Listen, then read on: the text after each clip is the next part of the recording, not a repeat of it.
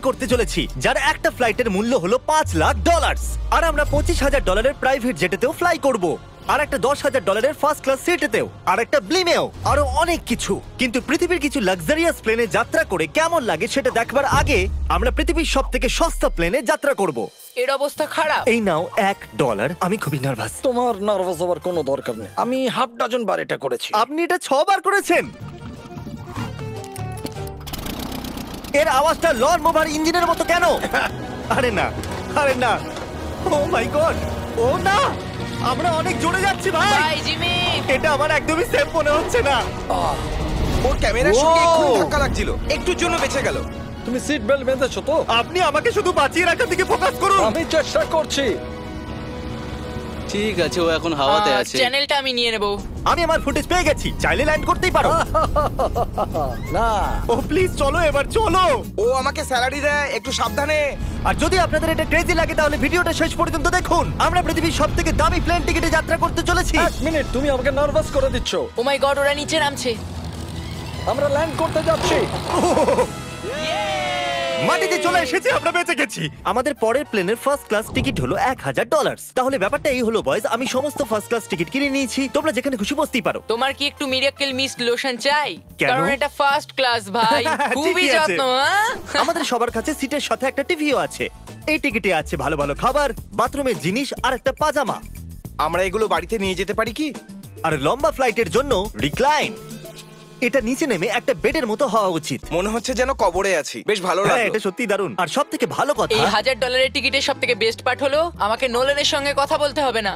আমার এই গ্লাসটার জন্য অসুবিধা হচ্ছে, এটা আমাদের বিচ্ছেদ ঘটাচ্ছে। আমি পেছনে হ্যাঁ, একা। এটাই তো আমার পছন্দ হওয়ার কারণ। এতে শুধু একটাই কমতি আছে, এখানে আমরা অতটা প্রাইভেসি পাচ্ছি না। লোকগুলো যাওয়া আসা করছে বলে ভিডিও শুট করতে অসুবিধা হচ্ছে। তাহলে চলো দেখা যাক এর থেকে 10 গুণ বেশি দামি প্লেনে বসে কেমন লাগবে। আর এটা হলো $10,000 প্লেন টিকিট। ও ভাই, এটা তো দারুণ দুর্ধর্ষ। পা রাখার জন্য আনলিমিটেড জায়গা আছে। দেখো এখানে আপনি কি কি পাচ্ছেন সেটা দিয়ে শুরু করা যাক। একটা ট্যাবলেট, একটা বড় টাচ স্ক্রিন টিভি, আমার নিজের একটা ইনসি ড্রিঙ্ক বার, স্ন্যাক্স। এটা ফেস্টিভ্যাল চকলেট বার নয়, আমার রিফান্ড চাই। আমরা ওয়াইফাই দিয়েও কানেক্ট করতে পারি। যদিও আমরা সিটের জন্য 10,000 দিয়েছি, কিন্তু ওয়াইফাই এর জন্য আলাদা করে $20 দিতে হবে। ওটা ফ্রি নয়? আমরা টেক অফ করতে চলেছি, যেটা খুবই দারুণ হতে চলেছে কারণ সেটা আমি টিভিতে দেখতে পাচ্ছি। আর যেহেতু এটা 16 ঘন্টার জার্নি হতে চলেছে, তাই আমি দেখুন এই বাথরুমটা কত সুন্দর। এখানে আছে একটা সিঙ্ক, একটা টয়লেট আর একটা শাওয়ারও।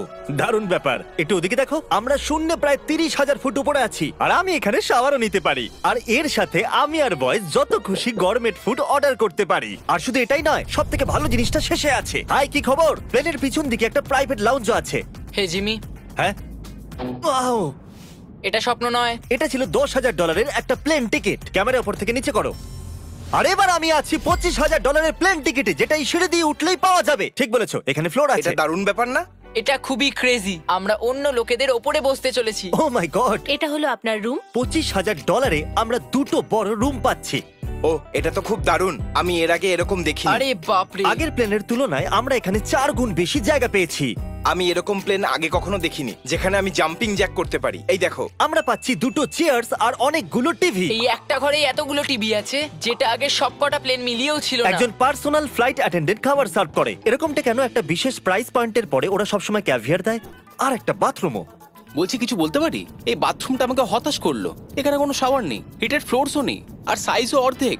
আমার মনে হচ্ছে $10,000 ফ্লাইটটা বেশি ভালো ছিল। তোমরা কি একটা ফ্লাইটের জন্য এত টাকা খরচ করবে? আমি এটার পরামর্শ দেব না। আমি তো বলবো একটা গাড়ি এর নিয়ে বদলে নাও। গাড়ি নিয়ে আর নাও। এটা হলো রুমের সবথেকে বেস্ট পার্ট, একটা কুইন সাইজ বেড। ওরা সব সিটকে বেড কেন করে দেয় না ভাই? তাহলে সাইড বাই সাইড 3টে বেড লাগানোর বদলে 3টে তাকের একটা বাঙ্ক বেড বানানো উচিত।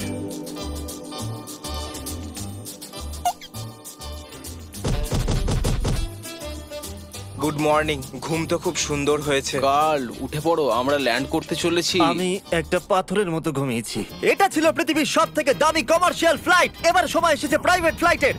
তাহলে এটা হলো $1,00,000 প্লেন। এটা অনেকটা বড়। এই প্রাইস পয়েন্টে আমরা পাচ্ছি একটা পুরো প্লেন।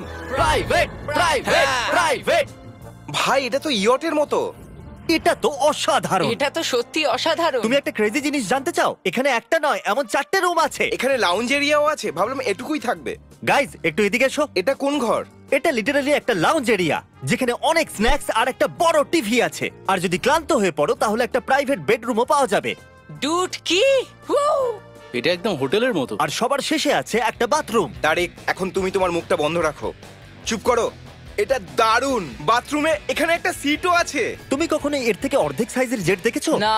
কোনোদিন তাহলে না। আমরা আমাদের প্রাইভেট জেটেতে আছি, কি কথা বলা উচিত? হ্যাঁ, আমি বলছি আমি আগের বছর বেঁচেছিলাম স্মিটারিজ অ্যাকাউন্ট।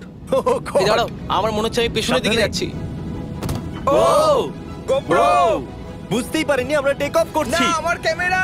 দাঁড়াও! এটা একটা পাগলামি। ও মাই গড। ছোটবেলার কথা মনে পড়ে গেল। ও সাবধানে। ঠিক আছে, আমি নিচে বসে যাচ্ছি। এটা এখনো সবথেকে ভালো বাথরুম। এখানে এটা টয়লেট, এখানে বসে তোমরা টিভি দেখতে পারো। হ্যাঁ নোলেন, আশা করি তুমি বাথরুমে কমফোর্টেবল থাকবে। এখানে হচ্ছেটা কি আমি কিছু বুঝতে পারছি না। না না। ও কখনোই বাইরে আসবে না। ও এটা হলো steak, mash, potatoes Oh, and thank you so veggies. much. আর আমরা আপনাদের জন্য পিৎজাও বানিয়েছি। ইয়ে! এটা আমার সবথেকে ফেভারিট প্লেন, কারণ এখানে আছে ইউটিউব। কিন্তু আমরা প্রথমে পপ আপ হয়নি, তাই এখন নয়। আমরা বলতেই পারি এটা একটা বড় লোকের বেড, কারণ এখানে 500 বালিশ আছে। এটাকে এখানে রাখি, এখানে এটাকে রাখি।